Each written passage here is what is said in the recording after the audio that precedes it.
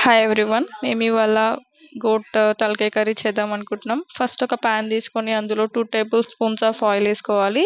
So అందులో కొంచెం masalas add చేసుకోవాలి. దెన్ ఒక two to three green chillies add చేసుకోవాలి. అవి కొంచెం బాయిల్ అవ్వగానే అందులో ఒక 4-5 ఆనియన్స్ కట్ చేసుకొని వేసుకోవాలి. సో ఆఫ్టర్ దట్ కలుపుతూనే ఉండాలి. ఇంకా మిక్స్ అయ్యాక కొంచెం గార్లిక్ పేస్ట్ యాడ్ చేసుకోవాలి. సో గార్లిక్ పేస్ట్ కూడా యాడ్ చేసుకున్న తర్వాత మనం కొంచెం టర్మరిక్ పౌడర్ వేసుకోవాలి. సో ఈ రెండు బాగా మిక్స్ అవ్వడానికి ఇంకో 2 to 3 minutes కలుపుతూనే ఉండాలి. ఇంకా పీసెస్ ఉంటాయి కదా, సో పీసెస్ని కూడా మనం ఆయిల్లో వేసుకోవాలి.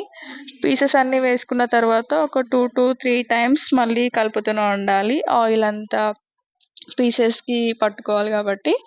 సో ఆ టైంలో మనం గార్లిక్ పేస్ట్ చేసుకోవాలి. Garlic paste with black pepper. So ఈ రెండు మిక్స్ చేసుకొని ఒక సైడ్కి పెట్టుకోవాలి.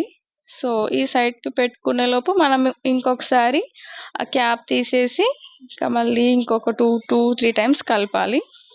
సో ఇంకా కొంచెం ఉడికింది అని అర్థం అవ్వగానే మనం 5 to 6 spoons of red chilli and 3 to 4 spoons of salt వేసుకోవాలి. సో ఇదంతా కంప్లీట్గా పీసెస్కి అంటుకునేలాగా మళ్ళీ ఒక 2 to 3 times మిక్స్ చేసుకోవాలి.